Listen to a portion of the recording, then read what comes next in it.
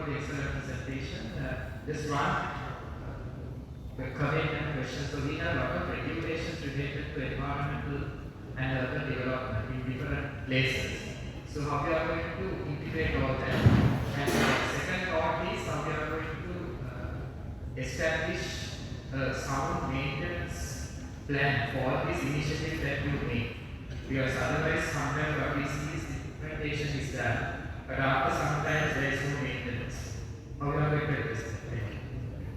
Thank you very much. I think it's a very valuable question. For your first one, I would say that we have different agencies having different responsibilities. So there are platforms where we work together. Like as we work with the Central Environment Authority for the Environment Matters and the Environmental Ministry and also the Wildlife Department when we work on one of their jurisdiction areas. So we have a special different national committees and also descending down from national committees, there are small scoping committees where we work together in many of these initiatives and the projects. Second question is, you are very correct.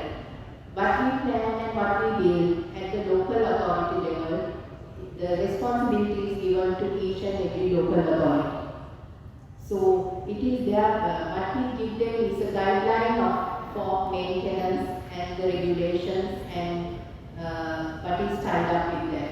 So the local authority is the main agency, main focal point on maintenance and the continuation of the green networks and the open spaces. So there is an issue there, I agree, but I think the issue is the economic restrictions and they don't have much of the money to maintain these entities. So what we are trying is now to tie up some PPPs, public-private partnerships. We have done them on ground, and also to put any small scale, even a small scale income generation activities tied up with these open spaces. Then of course we can lease them out, and with that money they can maintain the open spaces. So they are the initiatives we have taken. Thank you. Next we are going to proceed. Dr. Isanka Tharagala. Dr. Isanka Tharagala as a consultant physician at the Disaster Preparedness and Response Division of the Ministry of Health, Sri Lanka, has been involved in the disaster development of the national determined contributions NDCs for the health sector in collaboration with the Environment and Occupational Health Unit of the Ministry of Health and the Ministry of Environment further as the national focal point for the hospital preparedness in emergency program and the safe hospital initiative in Sri Lanka. She was involved in planning, coordinating and implementing various nationwide programs on disaster prevention, risk assessment and response and research related disaster management in the country. She also was in the editorial panel of the Strategic Framework for Health Sector Disaster Preparedness 2022-2025, member of the Global Member State Working Group on strengthening WHO preparedness and response to health emergency response in Sri Lanka, known as the CASPER toolkit.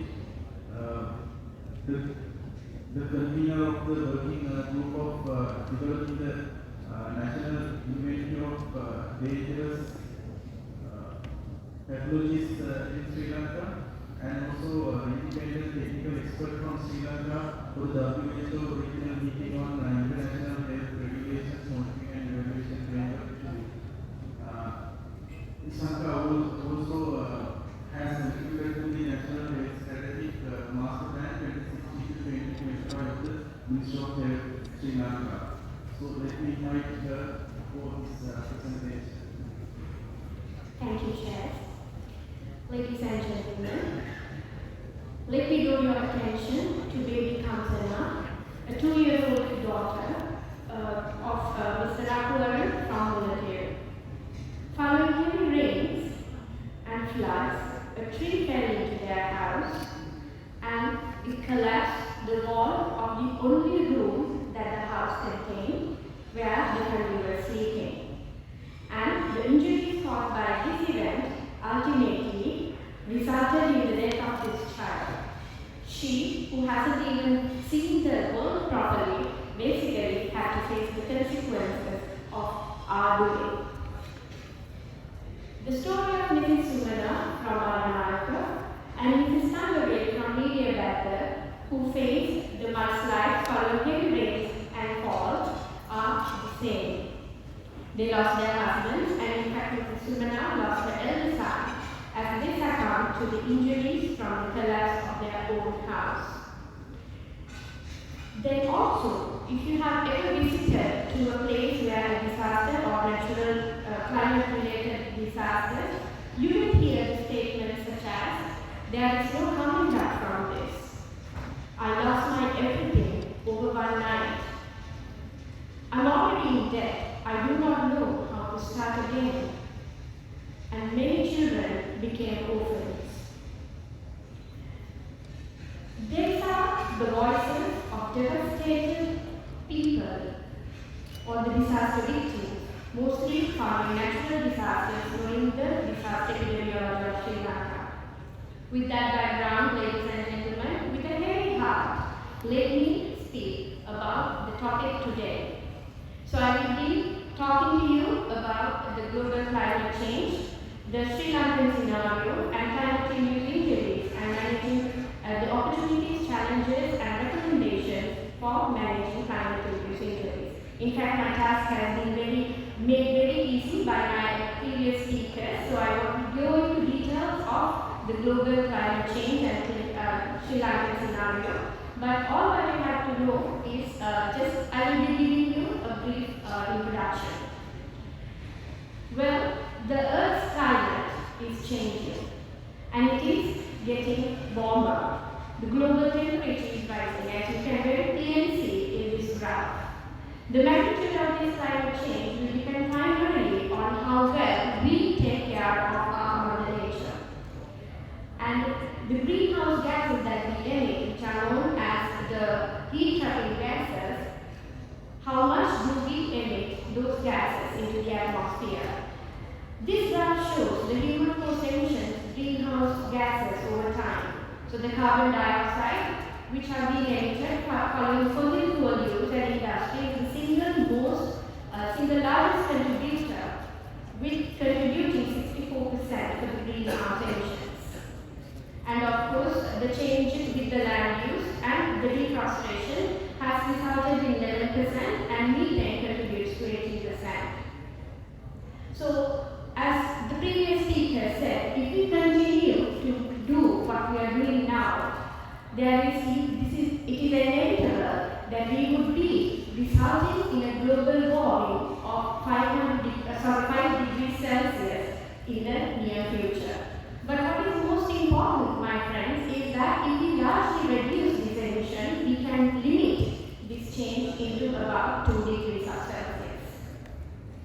So, as the global climate changes, as the global warming happens, it is indicated in this graph that even the temperature in the Asian continent also has risen, especially over the 20th and the 21st centuries. So, the question is, why should we be concerned about this? What does this mean? It means that we are basically living in a warmer atmospheric air, which ultimately would result in droughts and heat waves, melting of the ice glaciers, rising of sea levels, heavy rainfalls and floods, which ultimately would result in morbidities, mortality, and several economic impacts as it affects not only health but several other sectors such as agriculture, transportation, energy, food, and even water. As this slide shows, the sea level is rising with a higher degree of change within the recent decades, making countries like ours, Sri Lanka, even Maldives and Philippines would result in going underwater. So these global changes that we see due to global climate change is evident in Sri Lanka as well.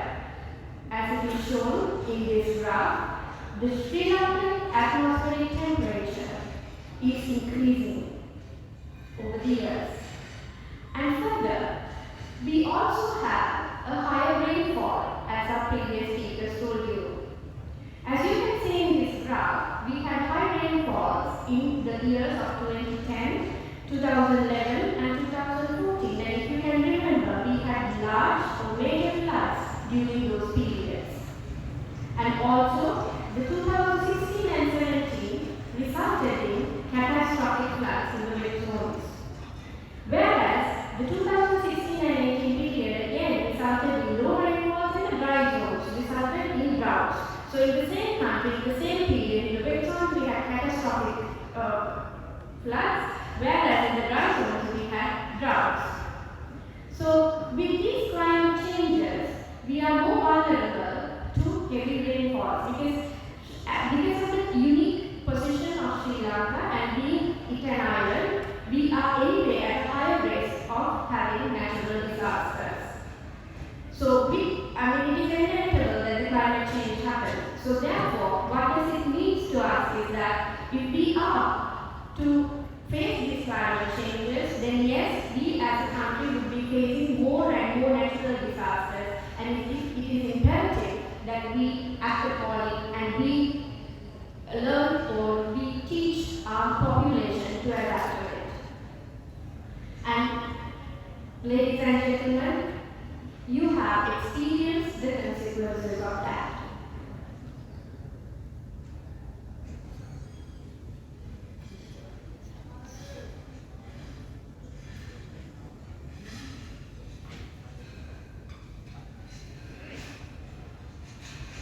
Sorry about this, there is a little technical issues.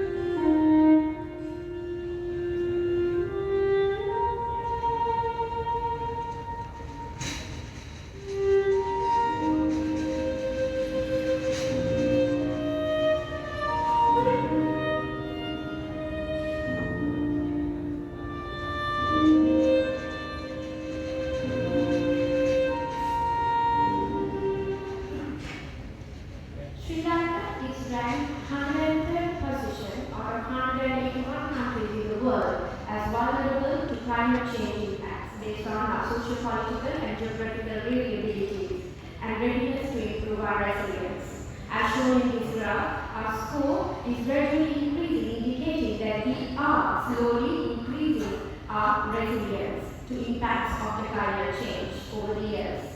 Therefore, considering the fact that climate change will continue, we must take actions to build resilience of our population. There are many aspects of climate change, as our previous speakers told about our human health. However, as the topic today, we will be focusing only on the injuries. Before going into the details of the management of injuries, let us have an idea of the climate-related injuries first.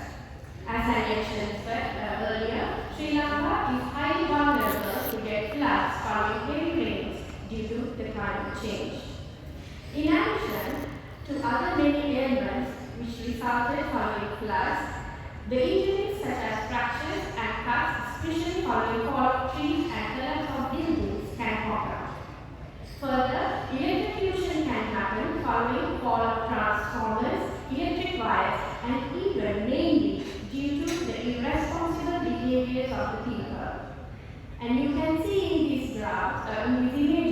how irresponsible the people are who keep on watching television while keeping their feet in water amidst floods.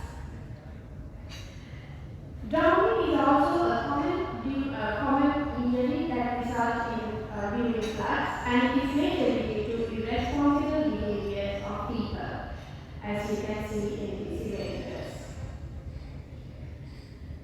Several accidents have also been reported during floods due to driving through heavy rains, and mind you, most of these incidences were reported because they had gone without complying to the warnings that were given to them.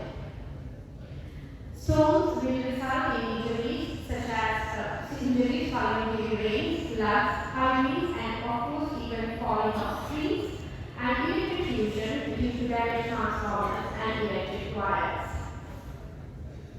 Heat waves can result in deaths. Working in heat may result in injuries due to slipping of equipment due to sweaty hands, and also due to poor cognition during high heat.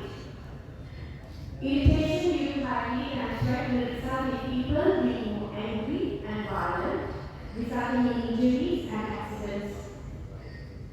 Also, studies have shown that increasing heat results in high alcohol intake as well, which ultimately would give rise to various injuries following several mechanisms.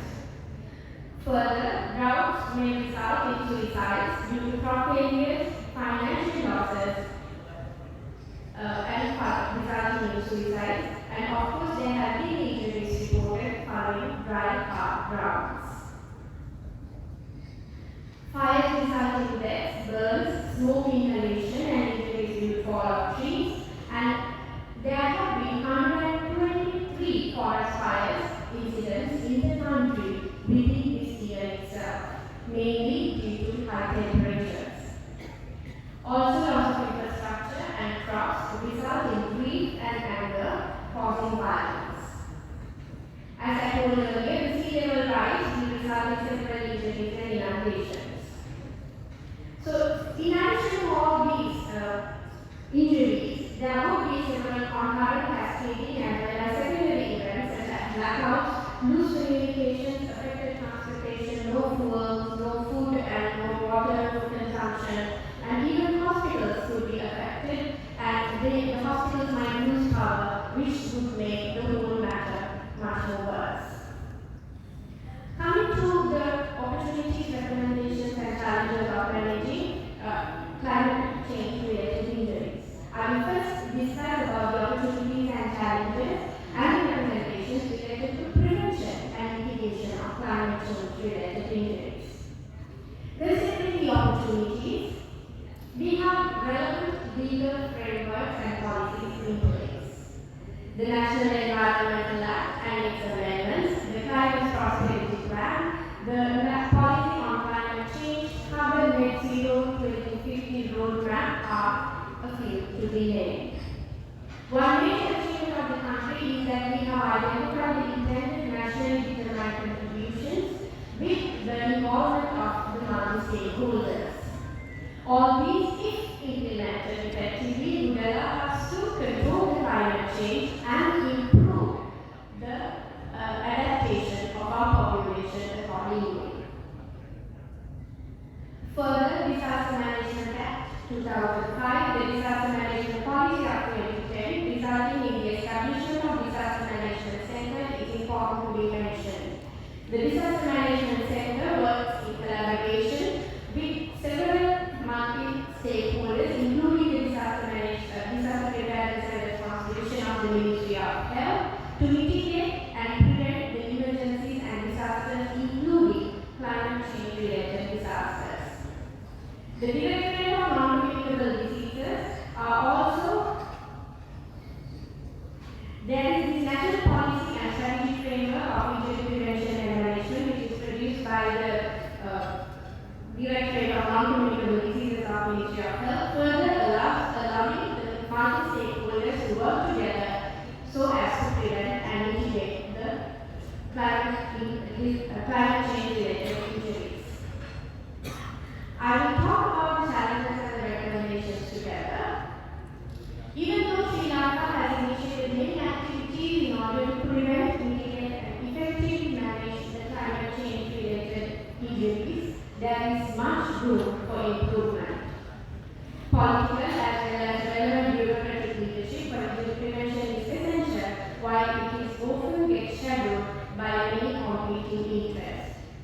Therefore, relevant advocacy needs to be done. Further, advocacy needs to be done for disaster risk reduction and risk assessment, as it is important to focus on disaster risk reduction rather than on responding once the disaster has happened. It is also important that the many stakeholders that is available and working on the climate change and disaster and risk reduction as well as injury prevention to be mapped and their actions and the roles to be identified and also their accountabilities to be identified and communicated so that we can further streamline the actions. Sri Lanka has successfully identified the intended nationally determined contributions with the participation of the relevant stakeholders. So therefore, the effective implementation of these NDCs is also important. Further, town and building planning should be done considering the future risks and known disaster probabilities. Awareness of the communities is a major that we have often come across. So therefore, we have to aware the community on prevention of injuries, compliance with the early warnings, and also on how to behave during a disaster is very much of importance. Often we have seen instances where the early warnings have been given, the family members have been evacuated from the family, but usually the male or the head of the family stays behind to protect their own house and then ultimately succumb to the injuries of the disaster. So therefore, we have to properly aware the community on how to responsibly act during a disaster. Further, the surveillance, the data sharing as well as data triangulation needs to be improved for informed decision making in order to prevent and mitigate climate-related injuries. As you can see in this graph, February, March, April are the months that Sri Lanka faces highest temperatures. Often we have experienced that due to so many reasons, incidentally, the sport meets and a lot of outdoor activities, especially with the leap season coming in April, being done during this period. Hence, it is important that we take measures to reduce the impacts of heat during these months, especially if the country's temperature is to be increased due to climate change. Therefore, the authorities need to be advocated and the community needs to be educated properly on this as well. Now, let us look at the opportunities, challenges, and recommendations related to response for climate change related injuries. As I mentioned earlier, the Disaster Management Act and related policies guides the disaster prevention, mitigation, and response in the country. Thus, the Disaster Management Center, in collaboration with the stakeholders, are responsible for effective response for emergencies and disasters. Once an event happens, the search and rescue will be done by well-trained personnel from the Sri Lanka Army, Sri Lanka Navy, and the Sri Lanka Air Force. So these are few measures where the tri-forces were involved in search and rescue following different climate-related events. Further, we have 1990 Survey Ambulance Service. In addition, when an event happens, usually the ambulances from the nearby hospitals are also being mobilized. The services rendered by the Sri Lanka police, the fire brigade are of importance to mention. Another plus point that we have is the availability of hospitals, at least the primary care, near to any place that an incident occurs with an NBBS qualified medical officer.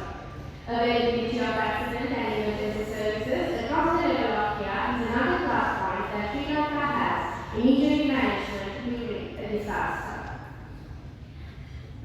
Often the hospitals have mass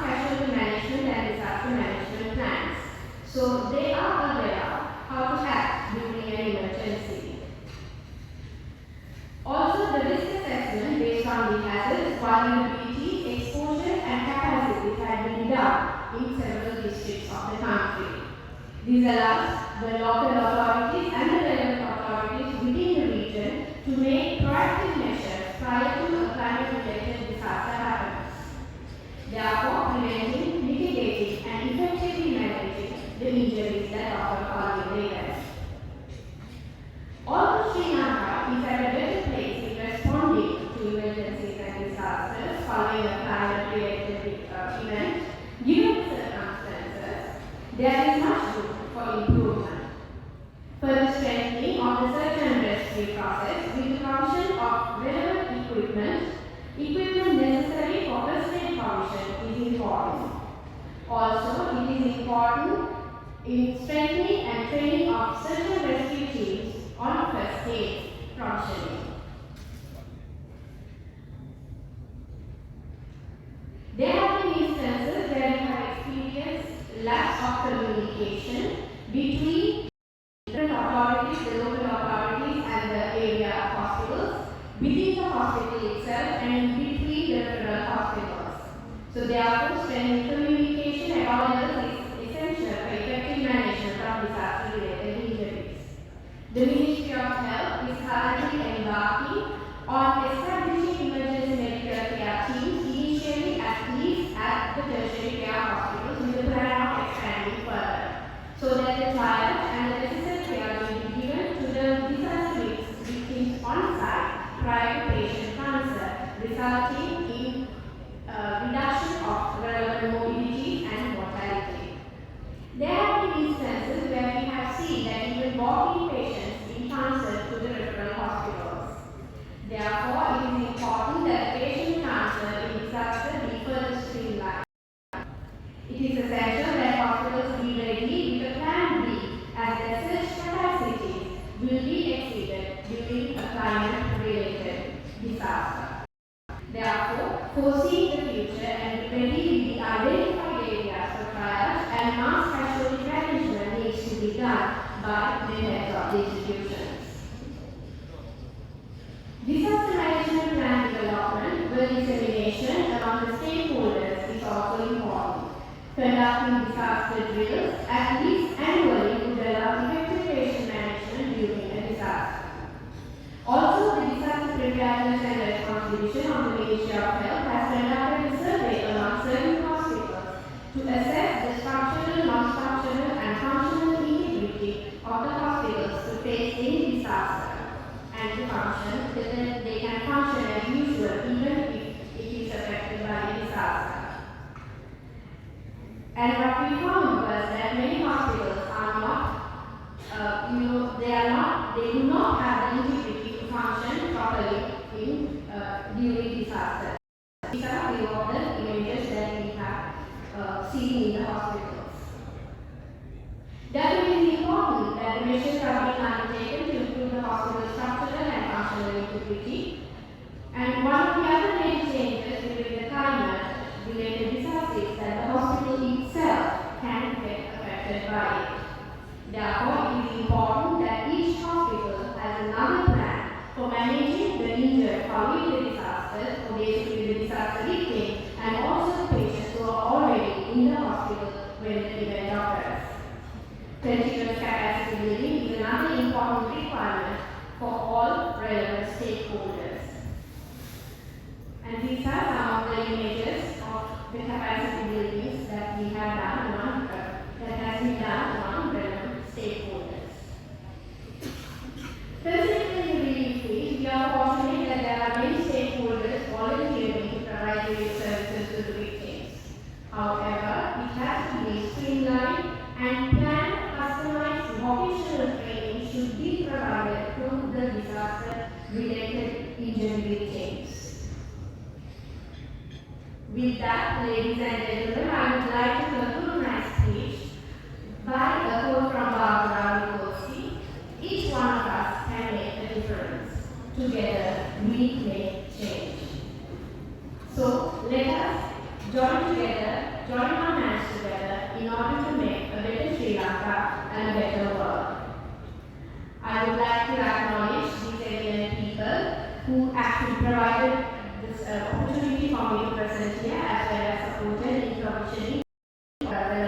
information.